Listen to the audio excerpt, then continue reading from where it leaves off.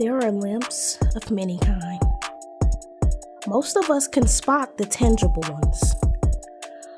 But what about those handicaps that aren't so physical? What if your limp is just being pretty? I'm Lex, and I want to invite you to wear your scars, to embrace your testimony as my mom, Crystal, and I strive to wear our own. This is If Eve Could Speak, the Limp With Purpose edition. What's up, family?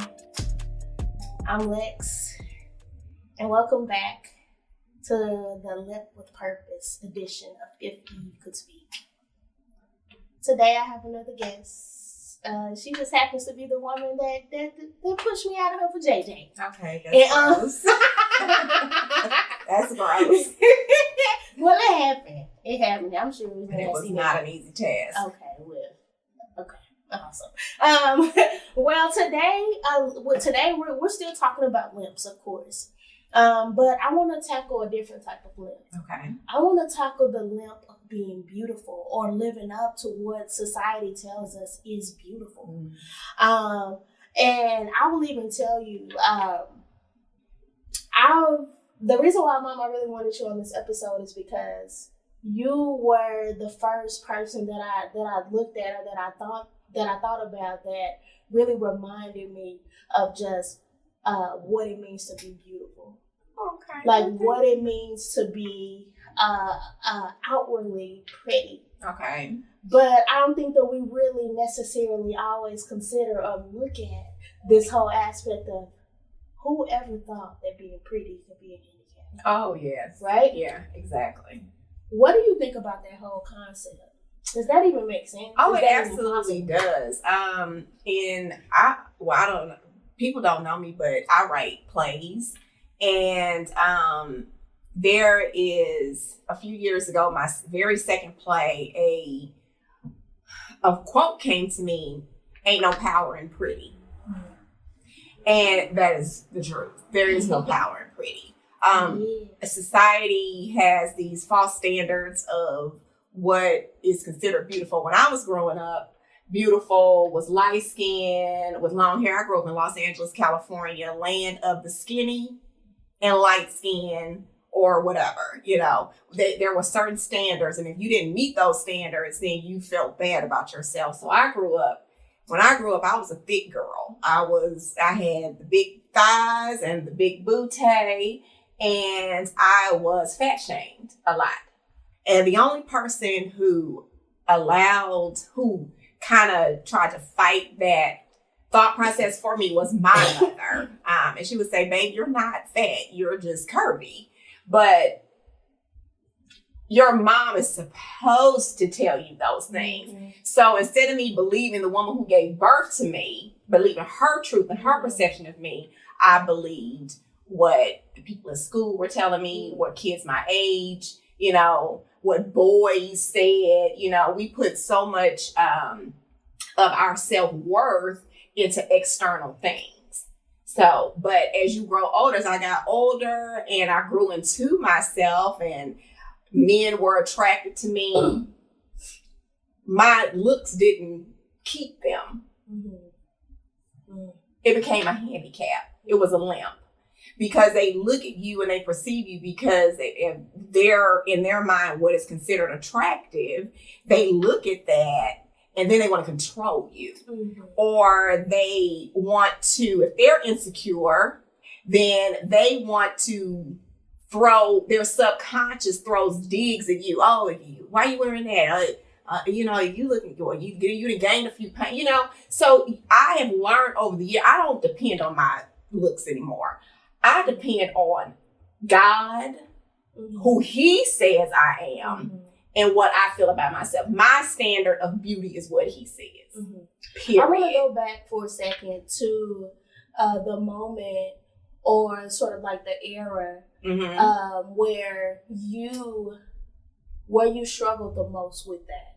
Like in terms of hey, I have to be this. Like, and I have to be skinny. Yeah. I started working out. What 12-year-old is working out?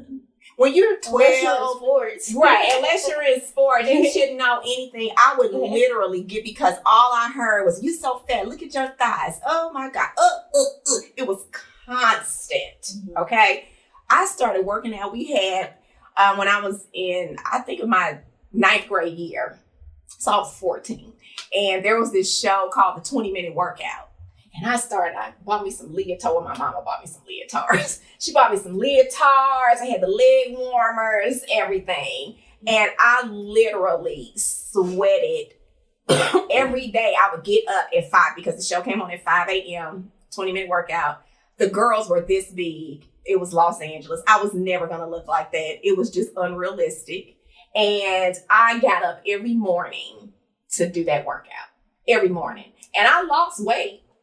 And boys started to like me and thought I was beautiful and attractive and all this stuff. But they were just looking at the external. Yeah. You know? Yeah. That's so crazy. And it's very true. Oh yeah. I think it's funny because when we can even just go back to what you first think about when you think about a limp or a handicap.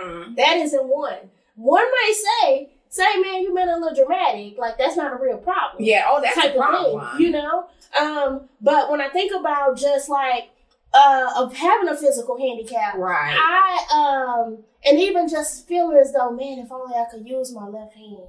Man, if only I could do this, or if only I could do that, or if only I could run, or if blah blah blah. If only I could do those things, I would be better off. But if my mental state, if my mind is in the same place, then I'm gonna have the same issues. Exactly. So we go straight back to what you're saying. Man, the girls are this big. Man, if only I lose a little bit of weight, man, the boys will like me. Exactly. People will accept me. Man, they'll want to be my friend, type of thing. And it's just like, what's the difference? There is no difference because freedom starts here in your mind and in your heart. It has nothing to do. Have you seen women who are not really deemed attractive, or even men who are not really deemed, but they're magnets for people? Yeah. It's because it's the internal, their energy inside, who they think they are. That's what draws people. That's where you start. That's where your strength, that's where freedom is. It starts within. It has nothing to do. I used to be so upset with God. I'm just being transparent here about Alexis.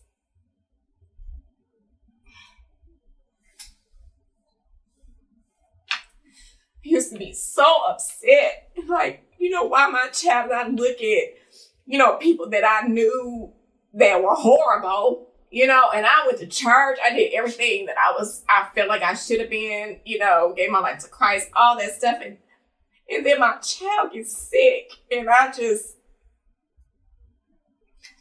didn't understand it at all. It was just like, why? But he's doing you a favor.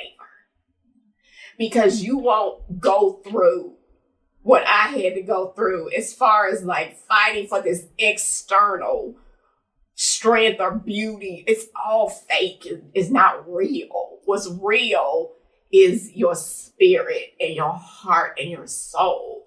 And for you to have that leeway that I didn't have is an honor as your mother, to see you have so much confidence. Your voice is loud. And I spent years quieting myself. You just gotta be pretty. And you can't sit there and be quiet. Shh, don't talk. They won't like you if you talk. You don't care about that. You're just Alexis Lex. That's who you are. Your strength and beauty and everything comes from within. I'm just now at my age getting to that point. But isn't that what it's all for?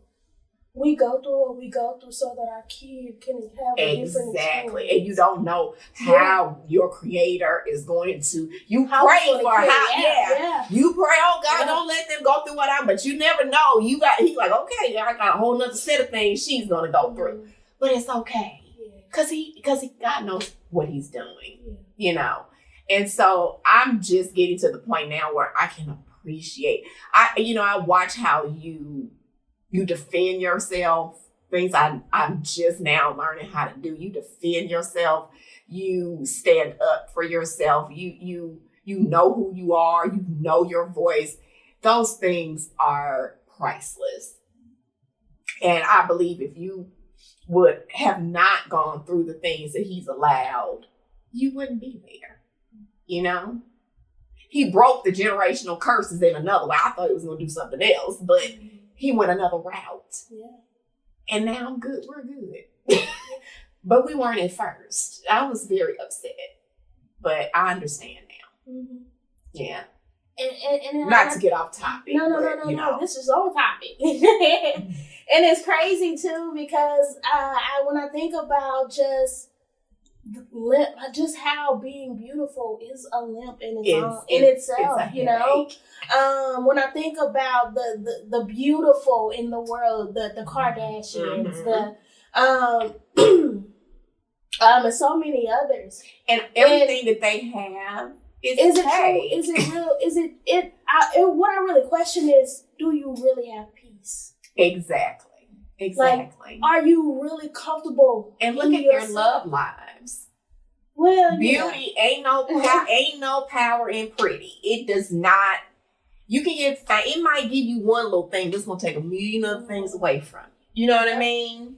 Until you learn your lessons and depend on your internal value more so than your external. Yeah, that's a lot of work. So even with even thinking about the Kardashians, and we know that they got a little bit of work done.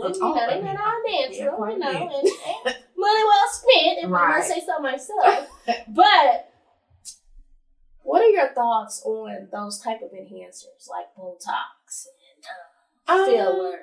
I feel like if you are doing it, I honestly don't believe in putting chemicals in. You don't know what's in that stuff. I definitely don't believe in the booty enhancements. That's ridiculous. Go do some squats at the gym. That is unacceptable. But I'm not, no judgment, and I'm judging on that. I'm just keeping it 100. But on the Botox, I don't know.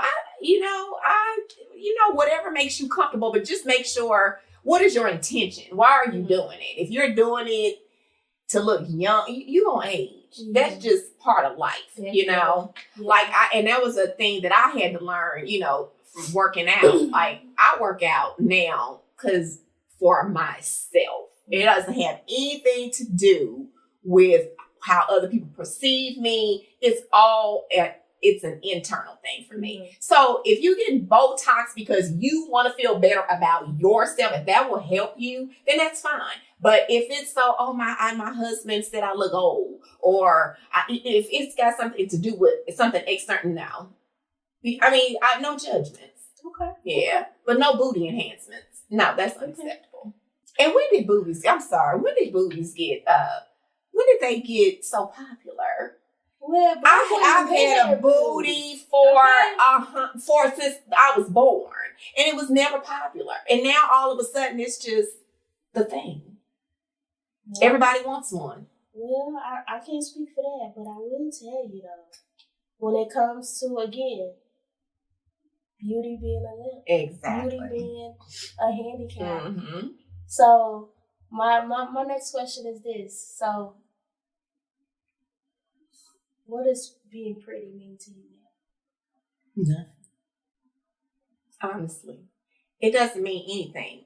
It even with I have a lifestyle blog too, Fly in the Middle. It promote yourself. Yeah, okay. I'm sorry, I had to do that. But I even with that, it's a thin line, and I like to look, I like fashion. I love, makeup, all that stuff. But what all of that means to me now and enhancing my looks or whatever, all that means to me now, it's all for me. Mm-hmm. It doesn't have anything to do with anybody else. Because some people might say she wears too much makeup. Mm-hmm. And then this person say, why you got that on? You too old. You know what I mean? Somebody's always, I do things for myself now. So beauty for me is what I feel about myself, not what others feel about me. Yeah. And beauty for me is everybody's beautiful is beautiful. Mm-hmm. That's a campaign we're going to have really soon. Your beautiful is beautiful. You guys can't see our camera person, our technical person, whatever. But her beautiful is beautiful. Everybody's beautiful is beautiful. Own who you are completely. Radical self-acceptance. What is the message? I know your daughters are grown, but what is the message for them? Radical self-acceptance. Period. Love yourself. I didn't do that for years. And when you don't love yourself, you attract toxic stuff to you. Toxic people. Whatever you feel about yourself, that's what you're going to draw. That's the energy you're going to draw in. So I would say love yourself in your career, in your home, just love who you are, period. Where you are, love yourself. That's my lesson. When you start with that, and people, scripture in the Bible, when I don't know who said it though, I don't know. Love your neighbor as you love yourself. Love your neighbor as you love yourself. You don't love yourself, you can't love your neighbor. And people get that backwards. Oh, you need to put other people before yourself. No, love yourself. Love your neighbor as yourself. So Christ thought, if that's who said it, whoever said it, knew the importance of self-love because it starts with you. And if you don't have that, you can't love anybody else. You can't. So it starts with you. Yeah. And that's what I want you all to know. Well, we can drop the mic on that, fam, because really what I've heard you say throughout this entire conversation is that, yes, beauty has its way of handicapping us. Oh, absolutely. But God has his own way of redeeming us. Exactly. And when I think about Eve, because, I got to go back to Eve. This is if Eve could speak. When I think about the sin, when I think about the fall, I can't help but to think about everything that has happened since. When I think about woman's relationship with man, woman's relationship with self, woman's relationship with woman, I can't help but to believe that Eve wants us to have this conversation. Because we are our biggest downfall. We are our biggest criticizers. We are our biggest downfall. So I believe that if Eve could speak in this moment, she would encourage us to start over. To start with me, to start with you, to start with us. Learn how to love you. Yes, absolutely. Before the makeup brush, before the Botox, before the enhancers, before the butt shots, and before that. And if you need help, turn to your sister. Because it is through one another that we are truly going to find freedom. So, Limping Beauty, my advice to you is to limp on. Limp on. And as we learned last week, it's not a one-stop shop. It's not a one-stop destination, but it's a marathon. Yo, we rocks with you. Mom, thank you for being here. You're welcome. If Eve could speak, we out.